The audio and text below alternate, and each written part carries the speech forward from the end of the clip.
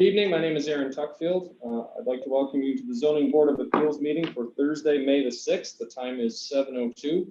Thank you everyone for bearing with us. We had some technical difficulties, which basically meant that I turned our microphone off. Times are fun.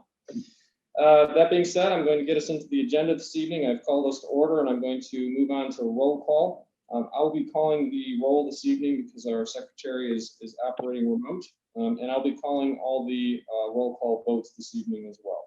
Mr. Chair, if I may, Dawn, since you are operating remotely, please indicate that you are functioning remote from what city, state, and county. Okay, thank you. And Christy, just to verify, anyone who's operating from this location does not have to do that, only those operating remote. Correct. Okay, very good. Ms. Posey. Here. Mr. Piper. Here. Mr. Coster. Here. Mr. Tuckfield is present. Ms. Slauson. Yes, I am present, attending remotely from the city of Macomb Township in the state of Michigan and the county of Macomb. Very good. The roll call having been complete and all members present, I'll move us on to the Pledge of Allegiance. If you could rise with me for the pledge. I pledge allegiance to the flag of the United States of America and to the republic for which it stands, one nation, under God, indivisible, with liberty and justice for all.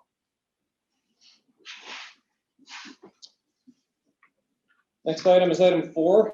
I believe this is a new addition to our agenda. This will be at the time for anyone to address any conflicts of interest. Do any of the board members have any conflicts of interest known with the items that we have? Hearing none, I'm going to move us on to item 5, which is the approval of the agenda. I believe we have one addition this evening. Is there any discussion or motion for the additional agenda item? Yes, Mr. Chairman, I'd like to add item 8B. This is at the request of the planning director, Mr. Box, on the interpretation of language. All right, interpretation of language within the ordinances, 8B. So you'd like to make a motion to approve the agenda with that addition? Correct. Motion by Mr. DeCoster. Is there support? Support by Posey. Support by Ms. Posey, and I'm going to call the roll. Mr. DeCoster. Yes. Ms. Posey. Yes. Mr. Tuckfield votes yes. Ms. Slauson. Yes. Mr. Piper. Yes. That vote passes unanimously, and that agenda is adopted. I'm going to pause just for 1 second. I know we have a member of the public here in the audience tonight. Can you hear us okay? I know sometimes the sound isn't going through. I'll try to make sure I speak up louder. Same for you, Dave. All right, that moves us on to item 6, which is the approval of the previous meeting minutes. Those will be those for April 1st, 2020. Is there any motions or discussions on this issue? Motion to approve the April 1st, 2021 meeting minutes as presented. Motion by Ms. Posey. Is there support? I will second that, Member Piper. Supported by Mr. Piper. I'm just noticing at the same time that we have some sound issues apparently too, but we'll continue with this roll first. Ms. Posey. Yes. Mr. Piper. Yes. Mr. DeCoster. Yes. Mr. Tuckfield votes yes. Ms. Slauson. Yes. And Dawn, you can still hear us? Yes, I can. All right. It looks We like had one it of our, now, it says. Maybe. possible they don't. Refer to They're them. logging on. I'm going to leave a message in here. It It says, looks like they separated, joined by. Ms. Blanchett, can you hear us now? Okay, now we can hear you. Yeah, we just switched phones. Okay, if you still have problems, we'll just leave it be until we get to your item, which will be shortly. And then Okay. if we get to your item and you can't, we don't hear you, we'll wait until we can get connection again. So, Okay, thank you so much. no problem. We're moving on to item 7, which is old business. This is a request for consideration of meeting time. This was tabled from our last meeting because not all members were present. Mr. Box, could you just describe this request briefly? Yes, so as of now, this board meets at 7 p.m. For its meetings monthly. The Board of Trustees has moved to 6:30 p.m. for all of their meetings, as well as the Planning Commission has moved to 6:30 p.m. for their meetings. So we thought it would be appropriate to at least give you guys the option to align with the time of the other boards and commissions. Very good, Mr. Box. I appreciate the description. Mr. Box did ask me about this at the same time that we took it up at the Planning Commission. My initial feeling was that I did not want to move it to 6:30, but I thought it would be more appropriate to bring it in front of the ZBA and see what we thought as a whole. I would mostly say my thoughts are relative to times in the past when we had the meeting earlier. I felt it was not necessarily as conducive to after work schedules for people who wanted to can't come. But I am open to the board's pleasure on how they'd like to go with this matter. I guess it's what we want as a whole. I'm fine with either time myself, so, yeah. If it's an issue for anybody, I'm fine with either moving it up or keeping it, so. My opinion would just be, it would be in the best interest to keep them consistent, so the public consistently knows all of our meetings at 6:30 if we can. Instead of having consistency. 2 at 6:30 and 1 at 7. Correct. Dawn, do you have any thoughts on this issue? Yeah, I would actually support what Christy is saying. I don't care myself personally whether the meeting's at 6:30 or 7, but I agree with Christy that for the community, I think it would be more, there'd be more continuity and understanding if they're kind of all the same time. That's just my 2 cents, though. We lost a little bit of that, but I think the gist of what you were saying is you agree with Christy. You thought that the continuity would probably be good. Yeah, absolutely. Mr. Foster, any I thoughts on tend that? to agree. Okay. Well, that said, I would open the floor for a motion to change our meeting times. I will say, Mr. Box mentioned that we might have an issue switching it this next meeting, potentially because of advertising. Notice, So, notice consent. I would say if we make a motion, it's probably for the next, whatever next meeting hasn't been Yeah, advertised yet. it's possible the next one could be at 6:30. So we have, for the next meeting, we've already sent language to the newspaper. Typically, they will send us a proof back. As of now, what we sent says 7 o'clock. When they send us the proofs back, we can ask that they change it there. They may or may not allow us to do that. So I guess we won't know for sure until they send the proof back and they grant, or if you guys want to keep the next one at 7. That's probably a For better clarity. And then the following one, July, I guess, would be starting at 6:30. I would think that might make the most sense, but if Christie, I think you might have been ready to make the motion. If you can, whichever one you prefer to go with. I think It doesn't matter to me. Yeah, I mean, I'll make the motion to change the ZBA meeting time from 7 p.m. To 6:30 p.m. beginning in the month of July. Motion by Ms. Posey, is there support? I will second that. Support by Slauson? Support by Mr. Piper. I think Dave got it in first, Don, so I'm gonna go with him. All right, I will call the roll. Ms. Posey. Yes. Mr. Piper. Yes. Ms. Lawson. Yes. Tuckfield votes yes. Mr. Costa. Yes. All right, that motion is approved, and that will go into effect for the July meeting. And hopefully, I won't need to be reminded. When we did this with the Planning Commission, I waltzed into the first Planning Commission at 6:25, thinking I had 35 minutes, and not understanding. I think you had me sit down. All right, that moves us on to item 8A, which is a variance request from the zoning ordinance, section 10.0704 D1. This is for permanent parcel 08054780002, and the petitioners are Ty and Nicole Blanchett. Mr. Box, could you take us through the planning recommendations on this?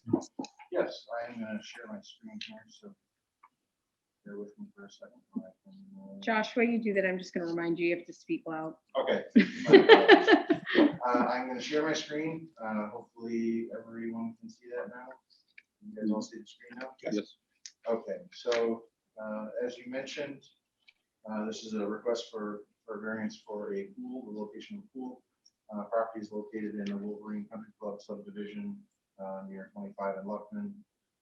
They're requesting a variance to allow the 42-foot by 16-foot in-ground pool within the exterior side yard, as well as a setback, or excuse me, an easement in the outside or the rear yard of the property. The applicant in their letter, and I know they're here tonight, and I'm sure they'll speak to this, but they mentioned for the variances due to an oddly shaped lot as well as multiple easements. So again, looking at the existing conditions on the site, the property is a corner lot. So therefore they do have some larger setbacks. Yeah, I think you're booting us. Yeah. They also have easements on 3 sides of their property.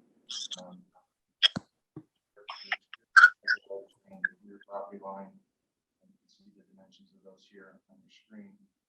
They do also have a large deck in the rear of the house, where in the area where the pool is proposed to go.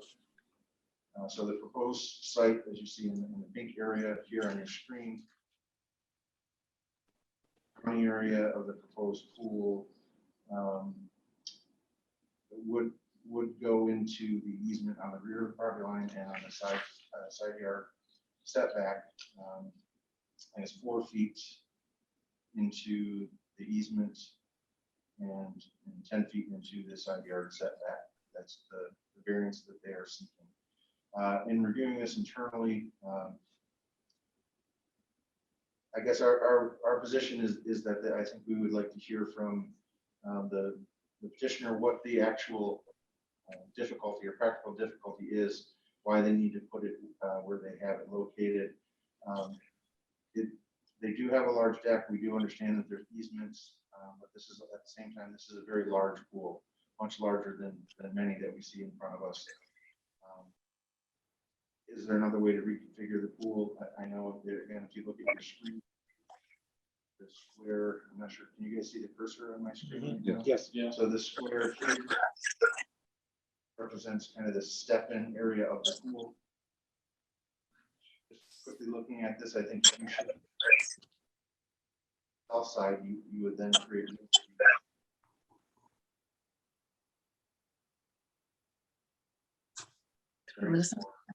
Oh. I think that regardless of whether a variance is approved or whether they can move the pool around, if a pool goes there, they are going to go into their rear yard easement. So they would need an encroachment agreement with the Water and Sewer Department. I did speak with them. They would be open to that in this area. I guess to reiterate, I think that we would like to hear, I guess, their reasoning for the hardship. Very good. Dawn, were you able to hear that? Okay? That come Yeah, it was a little bit jumbled, but I read through everything and I'm familiar. So I feel I got the gist. Okay. Understood it. And I believe the petitioners are here tonight. I know that it's difficult to hear through this method. Were you able to hear what Mr. Box referenced there? A little bit. It was Okay. a little jumbled as well. Can everybody hear me? We can, and we'll let you guys talk in just a moment. I know it's difficult to hear, so I wanted to follow up on that. We'll give you a chance to ask about anything that you might not have been able to follow from what he said in just a minute, but just want to verify where we are with sound. So, all right, that being said, I'm going to open up the floor for any board members who wish to ask Mr. Box any questions. Are there any questions for Mr. Box at this time? Hearing none, I'm going to go on to the petitioner. Mr. and Mrs. Blanchett, if you could just state, whoever's going to speak, if you could state your name and address for the record, and then give any comments you might have or any questions you might have with regards to Mr. Box's comments. Yeah, our installer of the pool guy is going to speak on our behalf, and he'll introduce himself. All right. Can everybody hear me? Yes. Could you identify yourself, sir, for the record? And Yeah. My name is Guy Vandersum. I'm the president of Vans Development. I hired Morrow Engineering to do this drawing because I had a great deal of difficulty trying to fit the pool in. This pool is actually not very big. I know that I heard somebody state this is a large pool. It's only a 16 by 32, which is the smallest pool that I ever install. Most of my pools are much bigger than this. And the reason why we have to offset it over is because the way the easement slants over, the pool will actually end up in the easement. So we got it figured out to the exact location to fit the pool in without entering the easement with the pool water.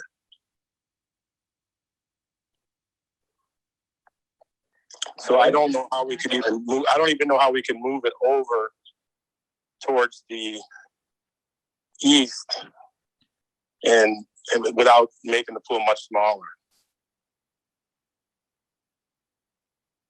All right, are those your comments? Yes. Okay, very, very good. I did have one question for you before we go further. You mentioned, I believe, a dimension of 16 by 35, if I'm not mistaken. 32. The dimension we have on our drawing is 16 by 42. Is that dimension in error?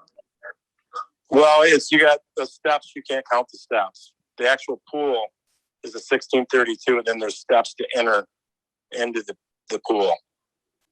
Or the steps? Because normally I would put that centered in the pool, but again, we have easement problems, so we had to design it in that fashion. So the steps take up about 10 feet distance along the vertical axis of the pool. Is that? Yes. Yeah, that's correct.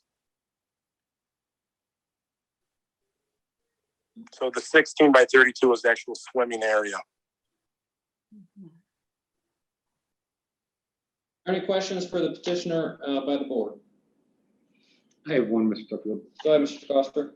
Are you removing any of the existing patio to fit this pool in? I am. I'm going to have to saw cut the patio that's there, and shows on the drawing 12 feet will be the concrete off the, to the pool edge.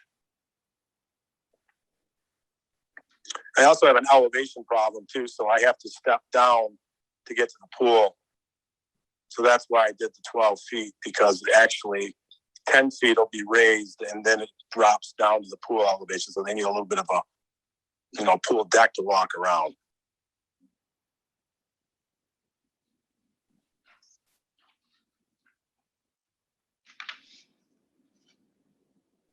Any other questions for the petitioner?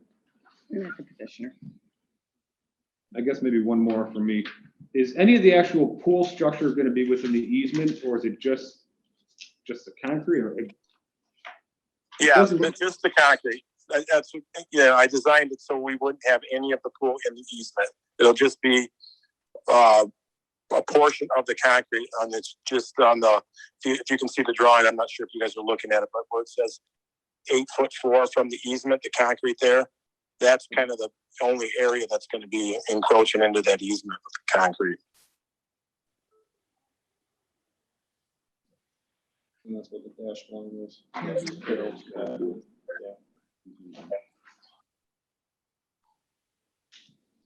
Any other questions for the petitioner? Hearing none, I'm going to take this out to the public.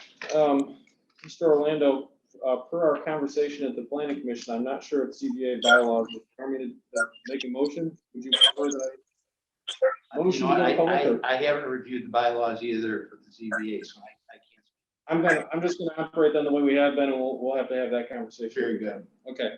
With that said, I'm going to go out to the public. Is there any members of the public who would like to speak on this issue? If you do, if you're in person, please come up to the table. If you are remote, please raise your hand digitally by hitting *9 on your phone or the hand button on the app, and we will give you a chance to speak.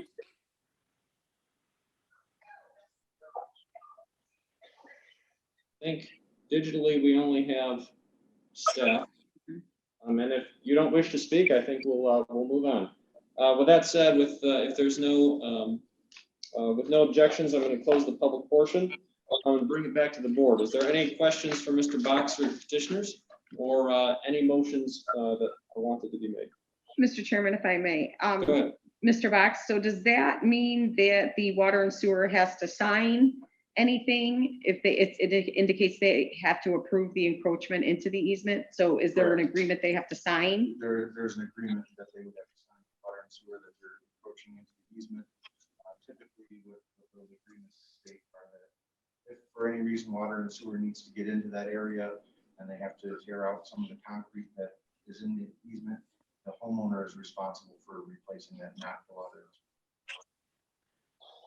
Okay. And they are, I did speak with them. They are aware of that? They're aware that the water and sewer department would be open to this easement. so One last question too, and being it was a corner lot, and the size and shape of the lot, do you think that poses a practical difficulty for them with this project? It is a larger setback on the side yard than a normal lot would be. Okay. That is correct. That's all I have, Mr. Chair. Thank you. Any other questions for Mr. Box or for the petitioner? Mr. Box, I did have one follow-up to that. You had mentioned to me earlier when we spoke about this on the phone that this particular easement does not currently have any pipes running through the easement. Correct. Is that typical for a water easement? Do we expect to put something through there in the future? It's not typical. The pipe actually ends at the property line, their house and the neighbor's house. I don't believe there's plans to extend that anytime. So relative to a typical water easement, this one's probably less likely to be used than we would normally see. Correct. Potentially significantly less likely. Correct.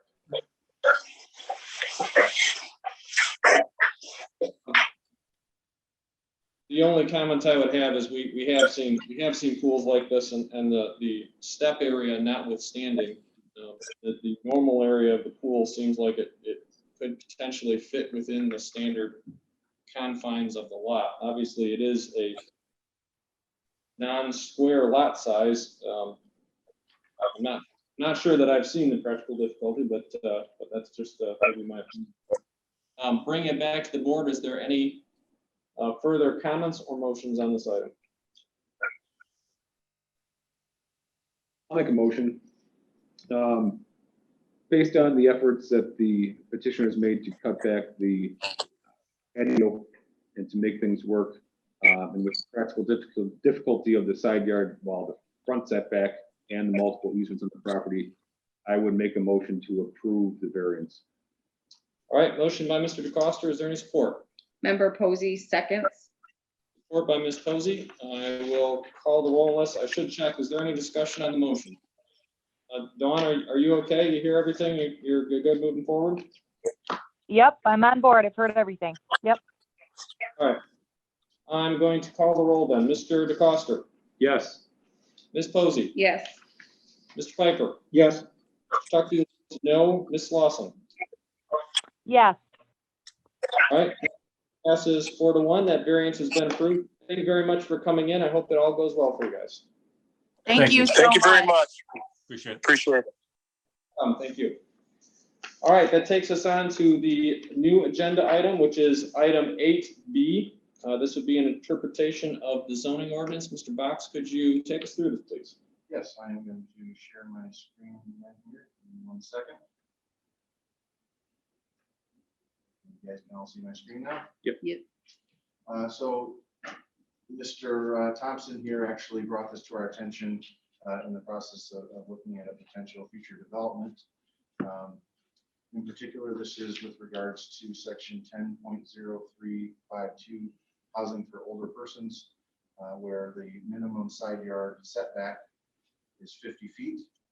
However, the screening requirements are for a 75-foot green belt, which means in theory, the setback, you could build something in an area that's supposed to be a green belt. In comparison, if you see at the bottom of the screen, I looked at some other zones. Industrial next to residential would have a 100-foot setback, but a 25-foot green belt. Commercial would have a 50-foot setback with a 20-foot green belt, and multifamily residential would have a 35-foot setback with an 8-foot green belt. So I think the theme is that typically the green belt is a fraction, maybe a quarter or a third the size of setback itself. I'm not sure if this is a typo when the ordinance was first written or what the intent was here. But clearly there's a conflict there of where the setback line is and the green belt is. So Mr. Box, if I could, and I think we had a conversation about this evening, just to make sure we have our fences here correct. So obviously there's the question of, is the setback accurate or is the green belt accurate? And then the logical follow-up question is, whichever one is inaccurate, what is used? For the purposes of our conversation this evening, are we answering one of those questions or two of those questions? I think we're asking which one of these is accurate. Which one takes precedent? Is it the 50-foot setback or is it the 75-foot green belt? As far as what happens to the other one, based on the way I think you guys interpret this, the other one, we will amend the ordinance to align with what we think is appropriate moving forward. So the question before us tonight is if we're interpreting the ordinance based on what we read as the spirit and the intent, which one's accurate, the green belt dimension or the setback? Correct. Okay, very good. I just want to make sure we had that framed. Any questions for Mr. Box? Was this ordinance written all at one time, or was there modifications made to it? I do not know the answer to that. I believe it had a modification, I want to say in 2009. If I'm remembering correctly, but I'm not 100% sure on that. And I feel like that's the last time I had a major modification. Yeah, I just wondered which one they changed one of these at Right. that time to say, you know, we need to update this and. There's no further comments for Mr. Box. Questions for Mr. Box? I believe we have someone here tonight. I'm not sure if you're the petitioner this evening, but we'll give you a chance to speak because I think you brought this forward. If you could state your name and address and give any comments you may have. My name is Bill Thompson from Later Associates, 17001 19 Mile Road, Suite 3, Clinton Township. We've done several of these senior housing complexes. And the 50-foot is pretty much equivalent. I don't think I've seen one over 50-foot. And everybody requires landscaping inside the green. This just boggles my mind that I've got a 50-foot setback and a 75-foot green. I mean, I could do it if I put a 25-foot hill in the middle.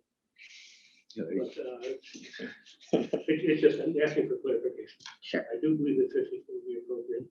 And landscaping inside that 50 foot is pretty much typical. I'm just asking for interpretation. Understood. Very good. Any questions for Mr. Thompson? I just have one question, curious. On a typical development you build, how tall is this structure? How many stories? This particular building, the peak is at, I think, 24 feet. And the measured height, which is halfway up the eaves, is I think 17. So you would never be above. Just curious. All right. If there's no further questions, I'm actually trying to remember on a ordinance interpretation. Do we have to go to the public, Mr. Orlando? I don't remember. We haven't done too many. I've only probably done 3 in the time I've been here. So. Yeah, and I'm not certain. Okay. We don't have any public present besides Mr. Thompson. So I think, regardless, it's a moot point. We have no members of the public, so I'm going to pass over that portion at the moment. Procedurally, do we make a motion on what we believe the correct method is? How do we procedurally do this, depending on how we decide what it is? I personally, I think the smart thing would be to refer it to legal for an opinion. You know, this is the first time I'm hearing that this issue is coming up. So if we had an opportunity to take a look at it in advance of the next meeting, then we could offer an opinion. But you haven't. This is the first time you're saying it. Right. Mr. Chairman, if I may, I think I would like to hear the opinion because I would like to know, Mr. Thompson, I appreciate you saying that the standard is for the medium yard setback is 50 feet, seems to fall in line with what you're familiar with. So if that's the case, then what would be the recommendation for the green belt? Right now we have a 75-foot green belt. Well, and that's why I'm saying we would need Right. to need to study this. That's what I'm saying. I would appreciate that information opinion coming from legal. And I would certainly understand it. The only thing I would caution, or at least in my experience with this, is that our job is not necessarily to determine which is the more optimal outcome, but rather to interpret what was the intent of the ordinance when it was written. And that's nothing against saying we should get a legal opinion. There's certainly a benefit to it. But I don't know that our job is to try to anticipate if we prefer the secondary outcome, if that makes any sense, but rather what appears to have been the intent when it was written. All that said, I totally understand the concern, and if we don't have a legal opinion, it's good to have one generally. So that being said, Mr. Chair, how would we if we went with the 50-yard minimum setback, what would be the suggestion for the green belt? Well, that would be to the question I asked at the beginning. We wouldn't we would not be deciding on that. The question would be which one of these takes precedence, and then I believe at that point it would get forward back to the planning commission, and the planning commission would have to amend the ordinance. Now, I believe the issue is we could send it back to the planning commission to amend the ordinance. However, that would take additional time, and if Mr. Thompson's drawing his design, he wouldn't know which to do. Whereas in this case, if we give a definition, he now knows his boundaries, and obviously if the setback is 50 feet, the greenbelt will not be greater than 50 feet, and he has an envelope within which to build. And then the planning commission and the board can go through the process of adopting or recommending a new version of the ordinance. The board can advertise it, it can be published, and sometime, I don't know what the minimum time for an ordinance is, 2 months or 3 months from now, the change, whatever the greenbelt would be, if, I'm getting ahead of myself, but Right. for example, let's say we change the setback, then the greenbelt would be changed by the planning commission and the board to something that would reflect. Okay, got it. So, and I'm fine if the feeling of the board is to go for legal, but that would be my understanding. I know that is how we've done it before. I believe the last time that we did this, a definition was with parking spots at Imagine, which was sort of a similar thing. We had two different portions of the ordinance that were not agreeing on how many parking spots should be used for that theater. And so to our legal counsel, Mr. Orlando's point, I think legal counsel did give us an opinion at that point, but we made a determination, and then secondarily, the planning commission corrected something because it was obviously a unclear portion of the ordinance. So, all that said, is there any other questions or motions or tabling motions on this issue? I should say, actually, one thing I will say is, Mr. Orlando's opinion notwithstanding, to me, if I'm looking at the intent of the ordinance, I'm looking at the other zones that would be similar. And I would say that if the other zones are anything to go by, 50 feet seems like it would be in line with the commercial or the R2L zoning, which I would think would be a similar density based on what goes into it. And it's obvious from these that the intent over the width of the ordinance or the breadth of the ordinance is that the greenbelt is smaller by a large percentage than the setback. And so if you use the 75-foot greenbelt, if we use the same ratio, that would mean that the setback, if the setback had to be based off of the greenbelt, the setback should be like 200 or 300 feet, which would not be reasonable for a older person's area. So to me, legal opinion notwithstanding, my opinion is this one's fairly straightforward, but I'm good with however the board wants to handle it. So, that said, any motions or tabling motions from the board? I will make a motion. My motion will be for the zoning board of appeals to make the interpretation with regards to zoning ordinance section 10.0352. And that will be that the minimum yard setback of 50 feet will take precedence over the screening requirements of 75 feet when abutting to residential property. I would support that. Motion by Mr. Coster, supported by Mr. Piper. Is there any discussion on the motion?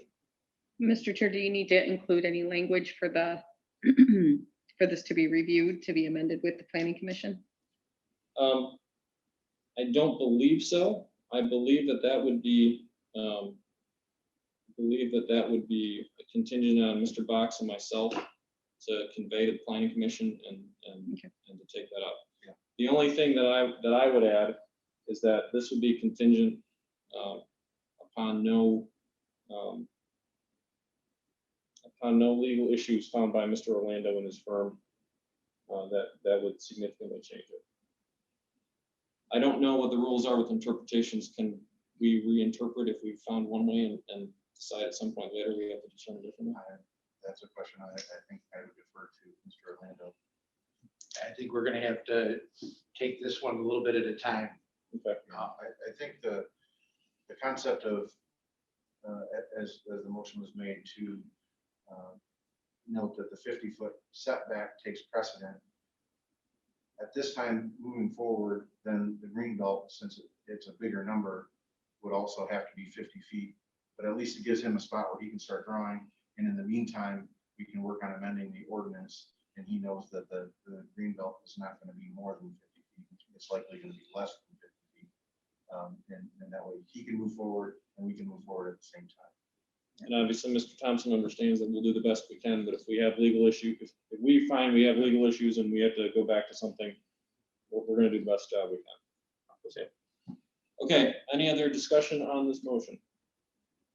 If not, I'm going to, I should check in because I want to make sure we can hear you. Dawn, have you been able to follow everything? Are you good with understanding what we're talking through? Yes, absolutely. Heard everything loud and clear. All right, very good. Mr. DeCoster, Yes. Mr. Piper, Yes. Ms. Slauson, Yes. Posey, Yes. Mr. Tuckfield votes yes.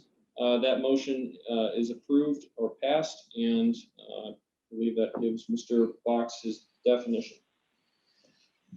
With that being said, thank you, Mr. Thompson. I appreciate your time. Thank you. Thank you for the interpretation. It helps a lot. Thank you. Thanks. Problem.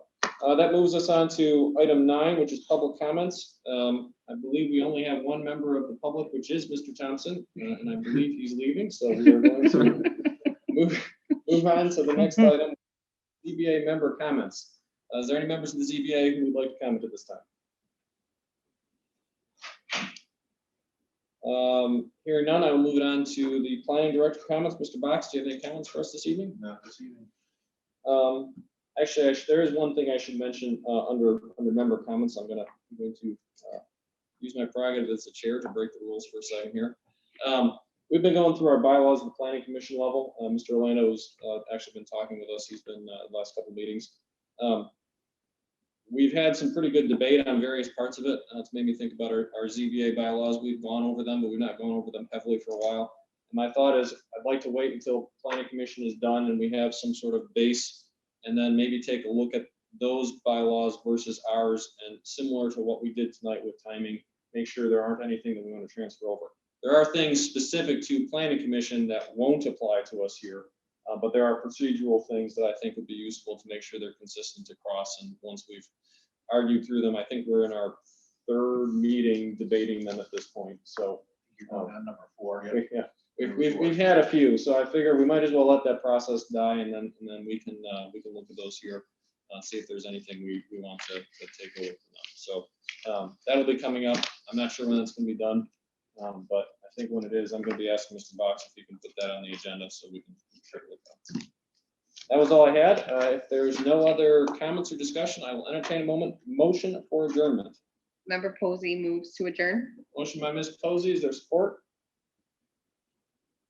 Support by Slauson.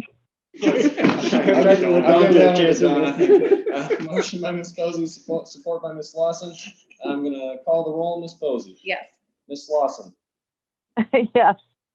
Mr. Piper. Yes. Mr. Tuckfield votes yes. Mr. DeCoster. Yes. Then at 7:40, I'm declaring this motion after this meeting adjourned.